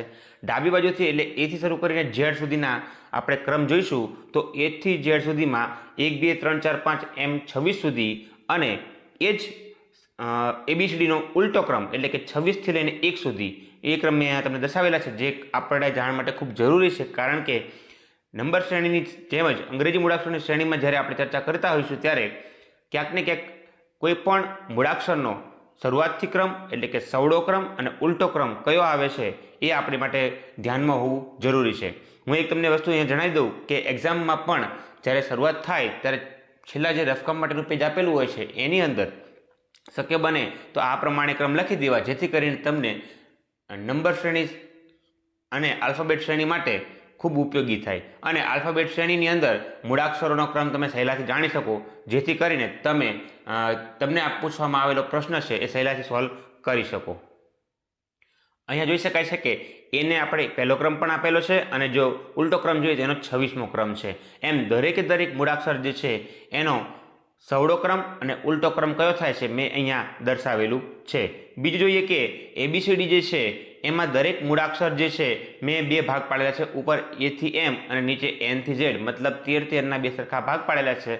એવી રીતે ગોઠવણી કરતા આપણને ખૂબ સરળતા રહેશે। હવે આપણે જાણીએ છીએ એમ કે એબીસીડીની અંદર 5 મૂળાક્ષર એવા જ છે ઈ, જે, ઓ, ટી અને વાય, જે 5મા ક્રમથી શરૂ કરી અને 25મા ક્રમ સુધી રહેલા છે। એટલે કે ઈનો ક્રમ 5 છે, જેનો 10 છે, ઓનો 15 છે, ટીનો 20 છે અને વાયનો 25 છે। તો આ ક્રમને ધ્યાનમાં રાખી એની આજુબાજુ જોવા મળતા મૂળાક્ષરોનો ક્રમ આપણે સહેલાઈથી સમજી શકીએ છીએ। આ સિવાય બીજી એક સમજ એ પણ મેળવી લઈએ કે જ્યારે આપણને કોઈ મૂળાક્ષર આપેલો છે તો એનો ઉલટો ક્રમ ખબર નથી, તો કોઈ પણ મૂળાક્ષરનો ઉલટો ક્રમ મેળવવા માટે આપણે 27 કુલ મૂળાક્ષર 26 છે એમાં એક ઉમેરીએ એટલે કે 27 થાય, એમાંથી જે મૂળાક્ષર આપણે જેનો મેળવવું છે, જે મૂળાક્ષરનો આપણે સવળો ક્રમ કે ઉલટો ક્રમ મેળવવો છે, એને 27માંથી જે ક્રમ છે એ બાદ કરીશું તો આપણને એનો ઉલટો ક્રમ મળશે. અહીંયા હું ધારો કે ઈ માટે ગોતું તો 27માંથી ઈનો સવળો ક્રમ 5 છે, 27માંથી 5 બાદ કરીશ તો મને 22 મળશે. તો આપણે જોઈ શકીએ છીએ કે અહીંયા મૂળાક્ષરની અંદર ઉલટો ક્રમ આપણે ઈનો જોઈશું તો 22મો ક્રમ છે. તો આવી રીતે આપણે કોઈ પણ મૂળાક્ષરનો ઉલટો ક્રમ પણ જાણી શકીએ છીએ. હવે આપણે ચર્ચા કરીએ કે અંગ્રેજી શ્રેણી એટલે કે મૂળાક્ષરોની શ્રેણીમાં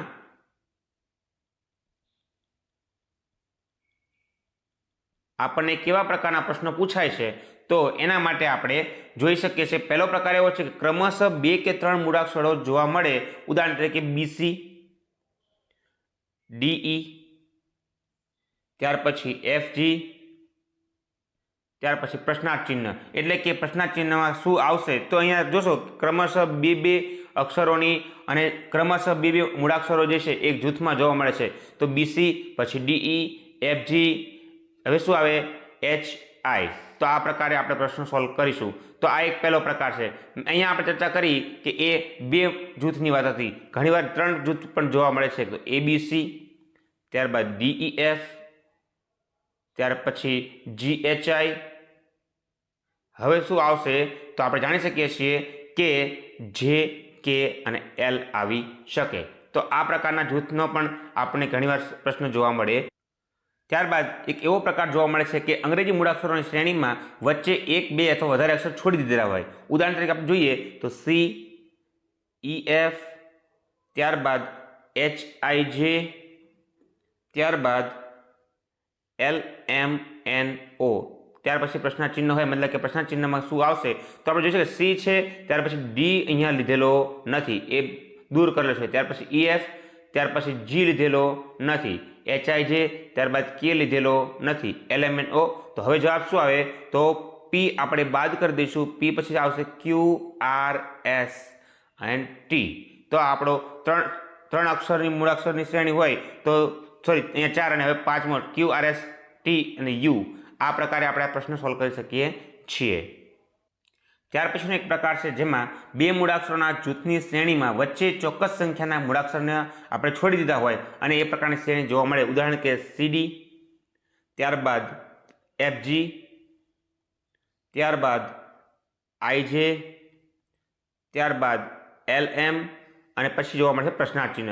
તો આપણે જોઈ શકીએ CD અને FG ની વચ્ચે E આવે છે, એ અહીંયા આપણે છોડી દીધેલો છે. GH છોડી દીધેલો છે, ત્યારબાદ IJ લીધેલું છે, K છોડી અને LM લીધેલું છે. તો હવે આપણે N છોડી અને શું લઈશું OP. તો આપણા પ્રશ્નાર્થ ચિહ્ન જગ્યા હશે OP. તો આ પ્રકારના પ્રશ્ન પણ ઘણીવાર જોવા મળે છે. ત્યારબાદ એવો પ્રકાર જોવા મળે છે કે 3, 4 કે 5ના જૂથમાં મૂળાક્ષરોની ગોઠવણી કરેલી હોય. ઉદાહરણ તરીકે ABC, અહીંયા 3 નું જૂથ છે, DEF, GHI, ત્યારબાદ પ્રશ્નાર્થ ચિહ્ન હોય તો આપણે જ્યાં સમજી શકીએ એમાં શું આવશે J, K and L. તો આ 3 નું જૂથ હતું. આવું 4નું જૂથ પણ હોઈ શકે, 5નું જૂથ પણ હોઈ શકે. તો આ પ્રશ્ન આવી રીતે સોલ્વ થાય છે. ત્યાર પછીનો પ્રકાર છે કે જેમાં શ્રેણીમાં જૂથમાં સ્વર કે વ્યંજનની નિશ્ચિત સંખ્યા જોવા મળે છે.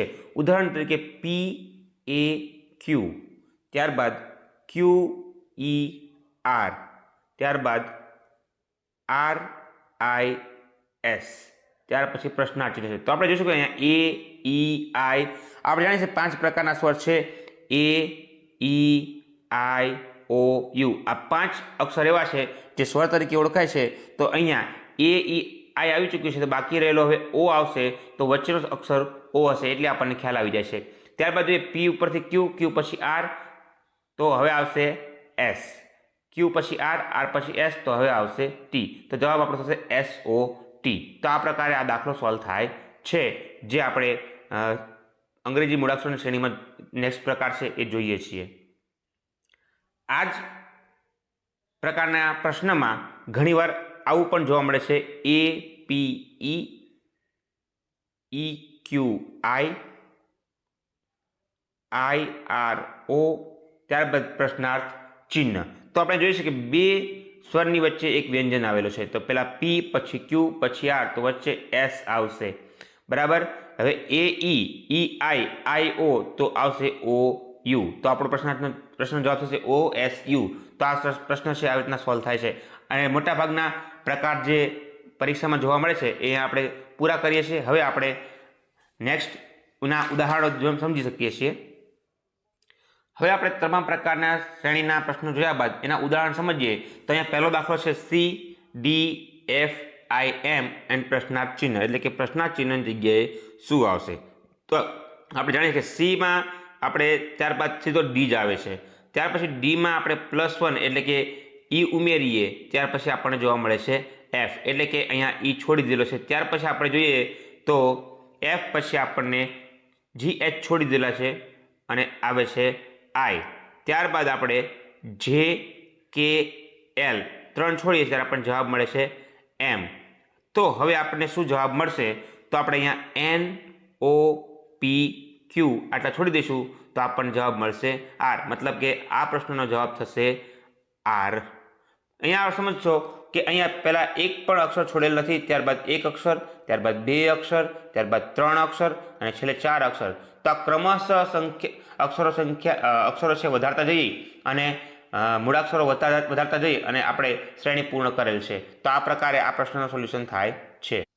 ત્યારબાદ બીજું ઉદાહરણ જોઈએ તો BY DW FU અને પ્રશ્નાર્થ ચિહ્ન. પ્રશ્નાર્થ ચિહ્નની જગ્યાએ શું આવશે તો સમજીએ. તો બી છે, ત્યારબાદ સી છોડી દીધેલો છે, ત્યાર પછી ડી છે, ત્યારબાદ ઈ છોડી દીધેલ છે, ત્યારબાદ એફ જોવા મળે છે. તો હવે એફ પછી જી આપણે છોડી દઈશું અને આપણને જોવા મળશે એચ.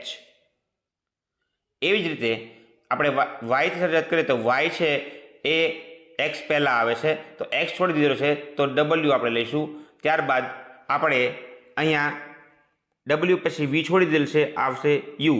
તો હવે આપણે ટી છોડી દઈશું તો આપણે જવાબમાં આવશે એસ. તો આપણા બે મૂળાક્ષર જે જોઈતા હતા કે એચ અને એસ મળે છે, મતલબ કે આ પ્રશ્નનું સોલ્યુશન કે જવાબ જે થશે એ HS થશે. તો આ રીતે આ દાખલાનું સોલ્યુશન થાય છે. ત્યારબાદ શ્રેણી જોઈએ તો MD LE KF અને પ્રશ્નાર્થ ચિહ્ન. પ્રશ્નાર્થ ચિહ્નની જગ્યાએ શું આવશે તો આપણે બે ચર્ચા કરીએ. તો પહેલા એમ છે, એમ પહેલા આપણે જોવા મળે છે એલ. અહીંયા આપણે એલ પહેલા જોવા મળશે કે પહેલા જોવા મળશે આપણને જે. તો આપણો એક મૂળાક્ષર આપણને અહીંયા મળી જાય છે. ત્યારબાદ ચર્ચા કરીએ તો ડી પછી આવશે ઈ અને ઈ પછી આવશે એફ. તો હવે આ 3 મૂળાક્ષર આપણે ઓલરેડી આપેલા છે, તો એફ પછી આવશે જી. તો બીજો મૂળાક્ષર પણ આપણને મળી જાય છે, તો અહીંયા આપણો જવાબ થશે જે જી. એટલે કે આ પ્રશ્નનું સોલ્યુશન જે જી. આ શ્રેણી જે છે એનો ઉકેલ જે જી જોવા મળે છે. ત્યારબાદનું ઉદાહરણ જોઈએ તો PQR QRS RST STU અને પ્રશ્નાર્થ ચિહ્ન. તો આ શ્રેણીમાં આપણે સિમ્પલ જોઈ શકીએ છીએ કે પહેલા પદના જે છેલ્લા 2 અક્ષર છે QR એ નેક્સ્ટ પદના પહેલા 2 અક્ષર બની જાય છે.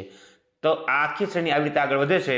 તો આનો જવાબ સિમ્પલી આપણે એ રીતના મેળવી શકીએ કે છેલ્લા 2 અક્ષર TU છે, તો હવે પછીના પદમાં પહેલા 2 અક્ષર TU હશે, TU પછી આપણને જોવા મળે છે V. તો આ પ્રશ્નનું સોલ્યુશન એટલે કે આ શ્રેણીનો ઉકેલ TUV તરીકે આપણને મળશે. ખૂબ સહેલી શ્રેણી છે. આવા પ્રશ્ન પૂછાય તો ઇઝીલી આવડી જાય એવું છે. પણ અહીંયા મેઇન વસ્તુ એ છે કે શ્રેણીની અંદર છેલ્લા 2 પદ છે નેક્સ્ટ પદના પહેલા 2 પદ બની જાય છે. તો આ જે લોજિક છે એ આપણા મગજમાં આવવું એ ખૂબ જરૂરી છે. ત્યારબાદ એક એવું ઉદાહરણ લઈએ કે ઘણીવાર એવો પ્રશ્ન પૂછે કે વચ્ચેની સંખ્યામાં એટલે કે વચ્ચેના પદમાં આપણને પ્રશ્નાર્થ ચિહ્ન આપેલું હોય ત્યારે એ પ્રશ્નાર્થ ચિહ્નની જગ્યાએ શું આવે એ આપણે સમજવા પ્રયત્ન કરીશું.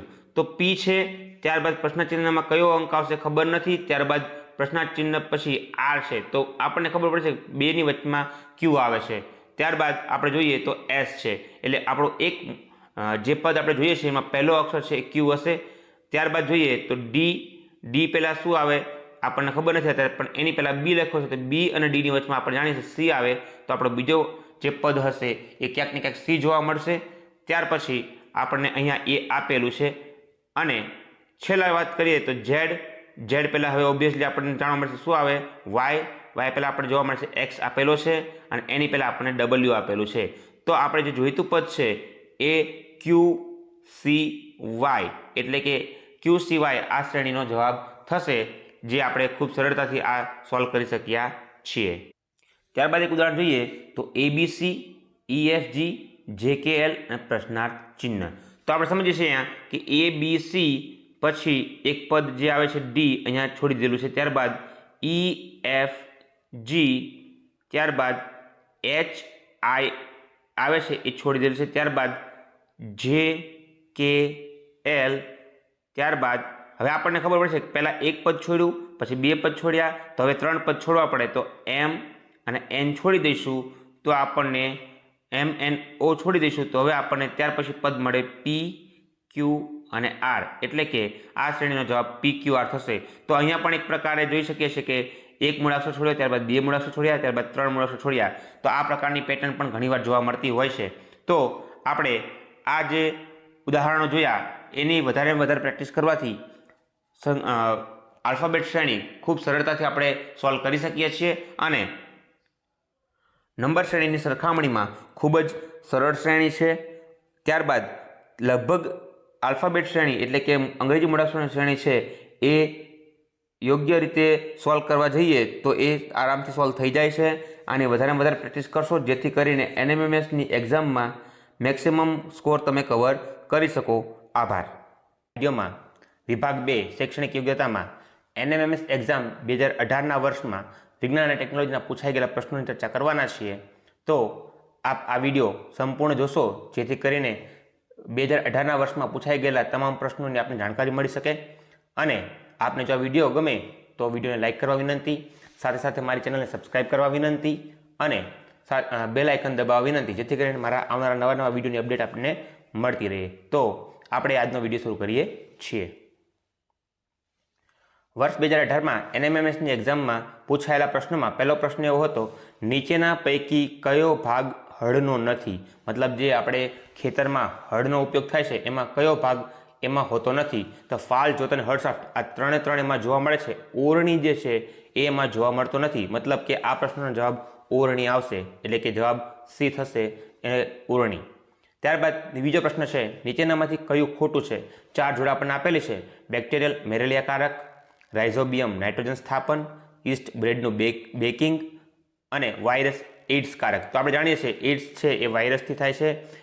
રાઇઝોબિયમ નામના જે બેક્ટેરિયા છે નાઇટ્રોજનનું સ્થાપન કરે છે. ઈસ્ટનો ઉપયોગ બ્રેડના બેકિંગમાં જ થાય છે. તો આપણો જવાબ થશે એ, બેક્ટેરિયલ મેલેરિયાકારક. કારણ કે બેક્ટેરિયાથી મેલેરિયા નથી ફેલાતો. આપણને ખબર છે પ્લાઝ્મોડિયમ નામના પ્રજીવથી મેલેરિયા ફેલાય છે.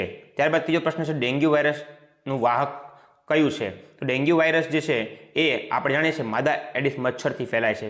માદા એનોફિલિસ મચ્છરથી આપણને ખબર છે મેલેરિયા ફેલાય છે. માખી જે છે એ રોગનું વાહક છે, પરંતુ ડેન્ગ્યુ માટે જરૂરી નથી. અને પ્લાઝ્મોડિયમ પણ જે મેલેરિયા નામનો રોગ છે એ ફેલાવવા માટે જરૂરી એ પ્રજીવ છે. ત્યારબાદ ચોથો પ્રશ્ન છે, નીચેના પૈકી કયા રેસા સંશ્લેષિત રેસા નથી? તો આપણને ખબર છે રેયોન, નાયલોન અને એક્રેલિક આ ત્રણ રેસા એ સંશ્લેષણ દ્વારા મેળવવામાં આવે છે. જ્યારે રેશમ છે રેશમના કીડામાંથી મેળવવામાં આવતો હતી કુદરતી પ્રકારનો રેસા છે. એટલે આપણો આ પ્રશ્નનો જવાબ ડી આવશે, રેશમ.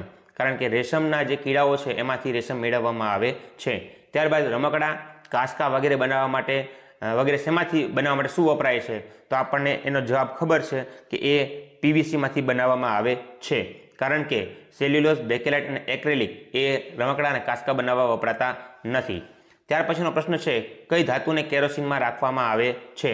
તો સોડિયમ ધાતુ એવી છે જેને આપણે અતિક્રિયાશીલ હોવાથી અને પાણી સાથે એ પ્રક્રિયા કરતું હોવાથી એને આપણે કેરોસીનમાં રાખવું પડે છે. સાથે સાથે કદાચ પોટેશિયમ પણ એવું ધાતુ છે જેને આપણે અધાતુ તત્વ છે જેને આપણે કેરોસીનમાં રાખવું પડે છે. ત્યાર પછીનો પ્રશ્ન છે, ખોરાકના પેકિંગ માટે કઈ ધાતુ ઉપયોગી છે? તો આપણને ખબર છે એલ્યુમિનિયમની ફોઇલ જે છે એ ખોરાકના પેકિંગ માટે વપરાય છે. ઝીંક, તાંબુ અને કેલ્શિયમ આ ત્રણમાંથી એક પણ ધાતુ કે એક પણ પદાર્થ એવો નથી જે ખોરાકના પેકિંગ માટે વપરાતો હોય. તો આપણો જવાબ થશે સી. ત્યારબાદ 8મો પ્રશ્ન છે, CNGના મુખ્ય ઘટક કયો છે? સૌથી પહેલાં તો CNG છે એનું ફૂલ ફોર્મ શું? તો આપણને ખબર છે કમ્પ્રેસ્ડ નેચરલ ગેસ, એ CNGનું ફૂલ ફોર્મ છે. હવે એનો મુખ્ય ઘટક જોઈએ તો એ મિથેન છે. આપણા ઘરમાં જે વપરાય છે એ LPG જે છે એ લિક્વિફાઈડ પેટ્રોલિયમ ગેસ છે, જેનો મુખ્ય ઘટક બ્યુટેન હોય છે, બરાબર. તો સીએનજી પૂછાય તો મિથેન છે, અને જે એલપીજી પૂછાય તો એનો જવાબ આવશે બ્યુટેન. આપણો અહીંયા હાલ જવાબ થશે એ મિથેન. ત્યાર પછીનો આપણો પ્રશ્ન જોઈએ તો બંધ ઓરડામાં કોલસાને સળગતા કયો વાયુ ઉત્પન્ન થાય છે? તો જવાબ આવશે કાર્બન મોનોક્સાઇડ. અહીંયા આપણો જવાબ થશે બી. કારણ કે કાર્બન મોનોક્સાઇડ છે એને પૂરતી હવા કોલસાને ઓક્સિજનની ગેરહાજરીમાં જ્યારે સળગાવવામાં આવે, બંધ ઓરડામાં ઓક્સિજનની ગેરહાજરી હોવાના કારણે કાર્બન મોનોક્સાઇડ વાયુ ઉત્પન્ન થાય છે. જો એને ઓક્સિજનની હાજરીમાં સળગીએ તો કાર્બન ડાયોક્સાઇડ વાયુ ઉત્પન્ન થાય, પરંતુ આપણે અહીંયા જવાબમાં આવશે કાર્બન મોનોક્સાઇડ. ત્યાર પછીનો પ્રશ્ન છે રેડ ડેટા બુક એટલે શું? તો લાલ કલરની બુક, વન્ય પ્રાણીઓની નોંધવાની બુક, નાશપ્રાય જાતિઓનો રેકોર્ડ રાખતી બુક કે પ્રાણીઓના રહેઠાણની બુક? તો આપણો અહીંયા જવાબ થશે સી. નાશપ્રાય જાતિઓ જે થતી હોય એનો રેકોર્ડ રાખવા માટે જે એક પ્રકારની બુક, એક પ્રકારનો ડેટા જે છે એ ડેટા એટલે રેડ ડેટા બુક તરીકે ઓળખાય છે. તો આપણો જવાબ સી થશે. નાશપ્રાય જેટલી પણ પ્રાણીઓ પ્રજાતિઓ હોય કે પ્રાણીઓ હોય એને આ જે રેડ ડેટા બુક છે એમાં એનો સમાવેશ કરવામાં આવે છે. ત્યાર પછીનો પ્રશ્ન છે પ્રોજેક્ટ ટાઈગરનો ઉદ્દેશ્ય શું છે? તો પ્રોજેક્ટ ટાઈગર આપણને ખબર છે કે ટાઈગર્સ એટલે કે વાઘનું જે નિકંદન નીકળી રહ્યું છે, વાઘની સંખ્યા ઘટી રહી છે, તો એને બચાવવા માટે અને એની વસ્તી છે એને જાળવણી કરવા માટે થઈને આપણે પ્રોજેક્ટ ટાઈગર શરૂ કરેલો, ભારત સરકાર શરૂ કરેલો છે. તો આપણો જવાબ થશે સી, વાઘનું સંરક્ષણ અને તેના વસ્તીની જાળવણી. તો પ્રોજેક્ટ ટાઈગર એના માટે સરકાર શરૂ કરેલો છે. તો ઓપ્શન સી આપણો જવાબ થશે. ત્યાર પછી સંજય ગાંધી વન્યજીવ અભયારણ્ય ક્યાં આવેલું છે? તો સંજય ગાંધી વન્યજીવ અભયારણ્ય એ મહારાષ્ટ્રની અંદર આવેલું છે. મતલબ આ પ્રશ્નનો જવાબ આપણને ડી મળશે. ત્યારબાદ પ્રશ્ન એવો છે તે કોષની ક્રિયાઓનું નિયમન કરે છે, મતલબ કોષ કેન્દ્ર, કોષ રસ, કોષ દિવાલ કે કોષ સ્તર, આ ચારમાંથી કયું એવો વસ્તુ છે જે કોષની ક્રિયાઓનું નિયમન કરે છે? તો આપણને જવાબ ખબર છે કોષ કેન્દ્ર. કોષ કેન્દ્ર છે એ તમામ કોષની જે ક્રિયાઓ છે એનું નિયમન કરે છે. ત્યાર પછીનો આપણે પ્રશ્ન જોઈએ તો નીચેનામાંથી કઈ જોડ સાચી છે? તો આ પ્રશ્ન જવાબ થશે ચેતાકોષ, જે લાંબા અને શાખિત હોય છે. આપણને ખ્યાલ છે ચેતાકોષની આકૃતિ જુઓ તો એ શાખિત અને ખૂબ લાંબા એવા જોવા મળે છે. તો આ પ્રશ્નનો જવાબ આપણને સી મળશે, બરાબર. રક્તકણ જે છે એ ખરેખર ગોળાકાર હોય છે, બરાબર. સ્નાયુકોષ અને શ્વેતકણ જે છે એ કોઈ ખાસ આકાર ધરાવતા હોતા નથી. તો આપણો ઓપ્શન સી જે છે આ પ્રશ્નનો જવાબ થશે. ત્યાર પછીનો પ્રશ્ન જોઈએ તો શ્વેતકણ માનવ શરીરના કયા તંત્રના કોષો ગણાય? હવે આપણને ખબર છે શ્વેતકણ હોય, રુધિરકણ હોય કે ત્રાકકણ હોય, એ તમામે તમામ આપણા લોહીમાં એટલે કે બ્લડમાં જોવા મળે છે, રુધિરમાં જોવા મળે છે. તો આપણને આનો જવાબ સીધો જ આપણને રુધિર પરિવહન તંત્ર તરીકે મળશે. તો 15મા પ્રશ્નનો જવાબ થશે ડી, રુધિર પરિવહન તંત્ર. કયા કીટકોમાં કીટકોમાં કયું કીટક જીવતી બાળ સંતતિને જન્મ આપે છે? તો પતંગિયું કેતના બને છે આપણને ખ્યાલ છે, માખી અને મચ્છરની પણ આપણને ખ્યાલ છે, વંદો એક એવું કીટક છે કે જે સીધા જ જીવતી બાળ સંતતિને જન્મ આપે છે. અહીંયા બળની પણ બાળ સંતતિ આવશે, તો બાળ સંતતિને જન્મ આપે છે. ત્યાર પછીનો પ્રશ્ન છે હોકા યંત્રમાં NEWSમાં W શું સૂચવે છે? તો આપણને ખબર છે N મતલબ નોર્થ એટલે ઉત્તર થશે, E મતલબ ઈસ્ટ એટલે કે પૂર્વ થશે, S સાઉથ એટલે કે દક્ષિણ થશે. તો બાકી રહે છે W, એ 4 દિશાઓમાં જે બાકી રહે છે એ દિશા એટલે કે પશ્ચિમ દિશા આપણને જવાબ તરીકે મળશે. તો પ્રશ્નનો જવાબ થશે ડી, પશ્ચિમ દિશા. આંખના સ્વાસ્થ્ય માટે કયું વિટામિન જરૂરી છે? આપણે સૌ જાણીએ છીએ કે આંખના સ્વાસ્થ્ય માટે વિટામિન એ ખૂબ જરૂરી તત્વ છે, બરાબર. તો વિટામિન એ આપણને ખબર છે ગાજર જેવા પદાર્થમાંથી આપણને મળે છે. ત્યારબાદ જેટલા પણ ફળો છે એમાંથી વિટામિન એ સારું એવું પ્રમાણમાં મળતું હોય છે. ત્યાર પછી આપણે નેક્સ્ટ પ્રશ્ન જોઈએ. ત્યારબાદ 19મો પ્રશ્ન છે નીચેનામાંથી કયું કુદરતી ખાતર નથી? છાણિયું ખાતર, યુરિયા, લીલો પડવાશ કે ખોળનું ખાતર?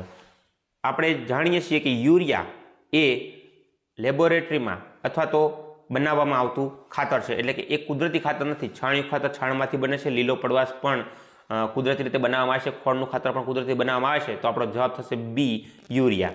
ત્યારબાદ નીચેનો પ્રશ્ન છે નીચેના પૈકી એક કોષી પ્રાણી કયું છે? તો એનો જવાબ આવશે યુગ્લિના. એ સિવાયના તમામ જે છે એ બહુકોષી પ્રાણીઓ છે. પછીનો પ્રશ્ન છે 21મો, નરી આંખે ન જોઈ શકાતા કોષોને જોવા માટે કયું સાધન વપરાય છે? આપણે જાણીએ છીએ કે નરી આંખે ન જોઈ શકતા જે કોષ છે એને આપણે માઇક્રોસ્કોપની મદદથી જોઈએ છીએ. ટેલિસ્કોપ જે છે એ અવકાશની અંદર જોવા માટે વપરાય છે. પેરિસ્કોપ છે એ જ્યારે સબમરીનમાંથી આપણે બહારની બાજુએ જોવું હોય ત્યારે આપણે એનો પેરિસ્કોપનો ઉપયોગ કરીએ છીએ. અને સ્ટેથોસ્કોપ એ ડૉક્ટર ધબકારા માપવા માટે એનો ઉપયોગ કરે છે. ત્યાર પછીનો પ્રશ્ન છે એ નીચેનામાંથી શાનામાં માતાના શરીરમાં અંતઃફલન થાય છે? તો માછલી, દેડકો અને સ્ટારફિશ આ ત્રણ જે છે એનું અંતઃફલન નહીં પણ બાહ્યફલન જોવા મળે છે. તો મરઘી એક એવું પ્રાણી છે કે જેના શરીરમાં અંતઃફલન જોવા મળે છે, એટલે કે મરઘી જે છે એ અંતઃફલન દર્શાવે છે. ત્યાર પછીનો પ્રશ્ન છે કેટલાક વિશેષ પરિવર્તનોની સાથે ટેડપોલનું પુખ્તમાં રૂપાંતરણ પામવાની પ્રક્રિયાને શું કહે છે? આપણે જાણીએ છીએ કે આ વસ્તુ દેડકામાં જોવા મળે છે. તો ટેડપોલમાંથી જ્યારે પુખ્તમાં રૂપાંતરણ પામવાની પ્રક્રિયા છે એને કાયાંતરણ કહેવામાં આવે છે. તો કાયાંતરણ છે દેડકામાં જોવા મળતું હોય છે.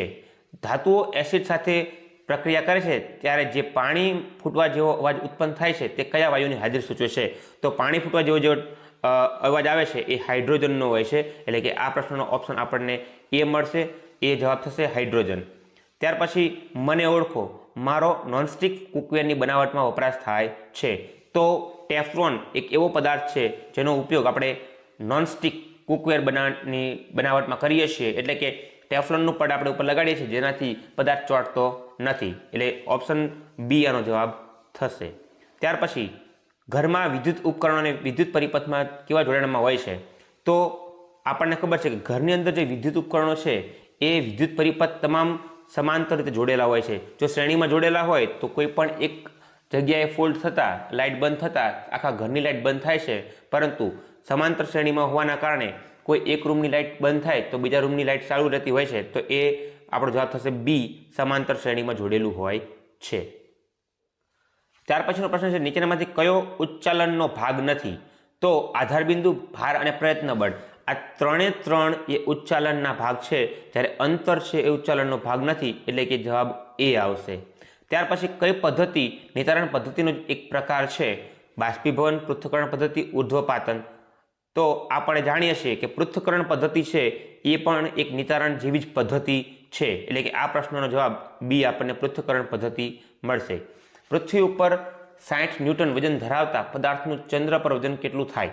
આપણે જાણીએ છીએ કે ચંદ્ર ઉપર આપણા પૃથ્વી ઉપર લાગતા ગુરુત્વાકર્ષણ બળની સરખામણીએ 6ઠ્ઠા ભાગનું ગુરુત્વાકર્ષણ બળ હોવાના કારણે આપણું પૃથ્વી ઉપર જો 60 ન્યૂટન વજન હોય તો ચંદ્ર ઉપર એ 10 ન્યૂટન થઈ જાય, એટલે કે 6ઠ્ઠા ભાગનું થઈ જાય છે. તો આ પ્રશ્નનો જવાબ આપણને મળશે ડી, 10 ન્યૂટન.